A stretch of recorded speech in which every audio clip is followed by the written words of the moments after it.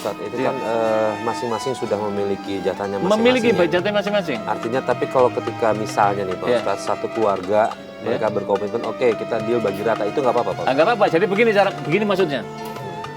Saudara-saudaraku, kata dia, ini kalau dibagi, ini kan perempuan misalkan perempuan 2, ini laki-lakinya 3 misalkan. Udah, kami laki-laki ini kan dapat 2, kalian yang perempuan kan dapat 1.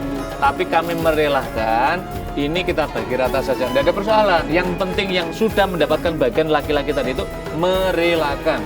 Tapi yang tidak dibolehkan tuh, pokoknya kita bagi rata saja, suka tidak suka, sepakat nggak bisa. Jadi harus pada kesepakatan. Bahkan di banyak praktek daerah misalkan, adikku yang perempuan, saya bersama abangmu yang sana mendapatkan bagian. Tapi kami alhamdulillah Allah sudah berikan rezeki, aku merelakan, biarlah kamu pergi untuk berdua yang perempuan. Ini tentu mulia gitu loh.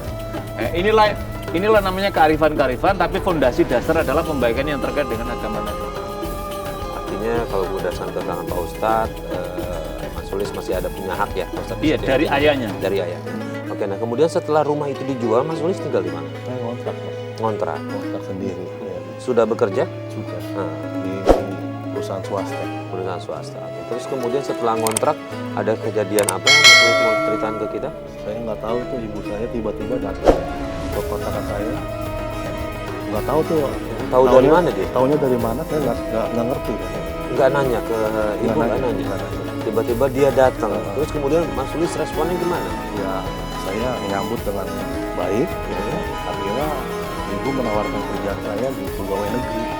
Saya terima tawaran dengan ibu saya, karena kan saya percaya ibu kandung sendiri loh.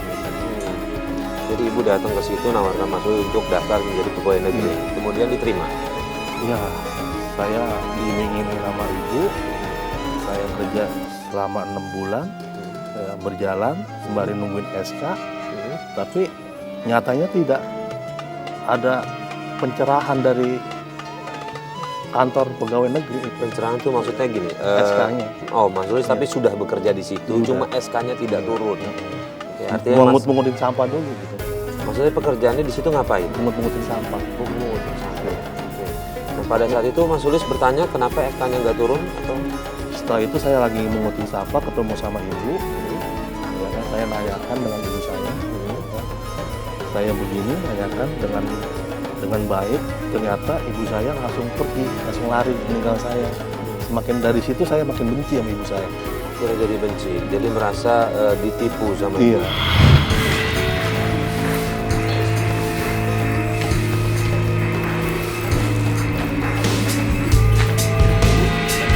Bu, Sulis, kok kamu ada di sini, Nak? Kamu ngapain, Nak, di sini, Nak? Nak, cerita sama ibu, Nak. Kamu ngapain di sini? Ibu tega yang telah menipu aku ya. Ibu nyuruh keluar saya di pekerjaan saya ini, Nak, dan menjanjikan saya untuk jadi pegawai negeri. Tapi kenyataannya apa? Saya jadi tukang sampah. Sulis, ibu nggak jahat sama kamu. Angkat, Lis. Ya, Bang. Ibu ya. Enggak, Sulis. Sulis. Sangat kejam ibu jadi. Iya, Bang. Sulis. Astagfirullahaladzim. Saya.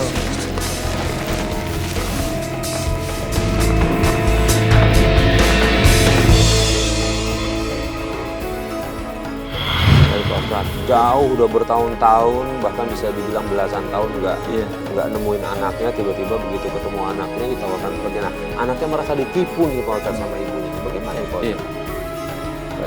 Begini Mas Sulis, saya tidak tahu persis ya, ibunya yang menipu atau ibunya yang tertipu. Karena kita nggak tahu ini. Bisa saja mungkin ada orang menawarkan, Bu, itu Mas Sulis suruh aja daftar ke PNS, ini ada penerimaan ini. Tapi mungkin ada orang yang usil, kemudian tapi nanti ngasih uang terima kasih, entah apalah, pokoknya pendek kata seperti semacam itulah. Mas Sulis mau lah, ternyata setelah di perjalanan tidak. Saya tidak tahu persis ini apakah yang menipu ibunya ataukah ibunya ditipu oleh orang lain. Saya berhusnuzon, bukan ibunya yang menipu, tapi ibunya tertipu oleh orang lain, sehingga kenapa lari? Karena mungkin segan, malu terhadap anaknya gitu, sehingga setiap Mas Sulis tahu merasa berdosa dia, nggak sanggup dia, ada lain. Kalaupun misalkan alternatif yang kedua misalkan tertipu, maka saya kira begini, bisa saja mungkin karena ibu ini sudah lama sedang kepepet, nggak punya duit, nggak punya cara lain, akhirnya kemudian dengan cara seperti itu saya kira Mas Sulis juga mesti harus berbesar hati untuk menunjukkan jiwa besar. Mungkin ibu sedang terdesak, mungkin ibu sedang hilaf, sudahlah, ikhlaskan misalkan seperti ini, buka dengan cara yang lebih baru lagi. Mudah-mudahan dengan cara semacam ini akan mendatangkan kebaikan dan keberkahan bagi Mas Sulis di masa yang datang gitu. Daripada sebab apa? Apapun dia adalah ibu kita. Kita boleh membenci, kita boleh apa? Tapi ada 3 jasa besar yang diberikan oleh ibu kita yang tidak bisa dibalas oleh yang lain. Apa? Ibu kita yang mengandung 9 bulan. Yang kedua, ibu kita melahirkan, nggak ada orang bisa mewakili ini. Ibu ketiga adalah menyusui. Laki-laki manapun tidak bisa melakukan 3 hal ini. Karena itulah begitu besarnya seorang anak diminta berbakti pada orang tua, terutama ibunya, salah satunya pada aspek ini, kata Nabi SAW. Ya. Nah, Mas Sulis, yang jadi pertanyaan dari saya adalah, ya ini ya oke, memang ibu kandung gitu ya. Tapi udah berbelasan tahun nggak datang, tiba-tiba nawarin kerjaan, Mas Sulis kok bisa segitu terlenanya? Emang ada apa ya? Karena dia ibu saya minta uang warisan dari saya kasih. Oh, berarti Mas Sulis dapat sebenarnya warisan. Iya, Oke. saya kasih Untuk melamar pegawai negeri. Oh, jadi di situ karena mohon maaf, ibunya bilang harus bayar gitu Iya. dari masuk pegawai negeri. Mas Sulis percaya itu? Percaya, karena kan ibu kandung saya sendiri. Ya Allah. Jadi artinya dia sudah ngambil uang warisan itu, tapi ternyata Mas Sulis kerjanya hanya mengutin sampah seperti Dan itu. saya potong Mas, Iya. uang tadi itu satu-satunya. Maksudnya begini, kan ayahnya sudah meninggal, dapat warisan, pembagian warisan tadi itu meninggal. Itu nanti harus dibagi. Ibunya, istri berarti ibu dari Mas Sulis ini berapa bagian dia? Mas Sulis berapa bagiannya? Saudari Mas Sulis yang perempuan berapa bagiannya? Nanti ada jelaskan. Mas Sulis misalkan saudara perempuannya mendapatkan separuh dari Mas Sulis, maka ibunya dia mendapatkan bagian 1/8 dari itu. Jadi Artinya sebenarnya ibunya yang punya hak di situ masih ya? punya hak gitu loh. Jadi itu mesti harus dipahami di sana. Nah, Tetapi jadi ala kulli hal memang ini perlu diklarifikasi dan saran saya tadi memaafkan tadi itu. Ya. Oke. Baik, artinya sebenarnya kalau secara syariat ibunya dapat ya? Mas? Dapat, masih ada. Cuma yang kita harus cari tahu adalah itu haknya dia atau dia ngambil hak orang lain. Ah, iya. Gitu ya. Oke, ini terkait dengan itu Pak Ustadz, Mas Sulis, sebenarnya kita udah menghubungi keberadaan ibunya Mas Sulis. Dia bersedia juga hadir ke sini. Kita coba bertabayun sama beliau. Iya, betul, ya. Benar atau tidaknya semua dugaan, karena kan ketika kita salah sangka artinya kita juga ada Betul kena dosa ya. di situ. Justru kita menyimpan dosa, maka kita perlu juga. Kita coba clearin ini semua. Mas Sulis, nggak apa-apa ibunya saya hadirkan ke sini ya, karena dia sudah di sini memang. Nggak apa-apa ya, kita coba selesaikan masalah Mas Sulis ya. Baik, boleh.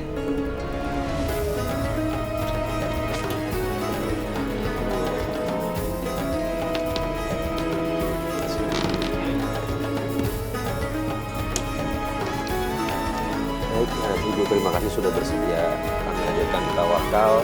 Ibu boleh dilihat lagi di sebelah Ibu, apakah benar ini anaknya Ibu? Iya. Benar ya.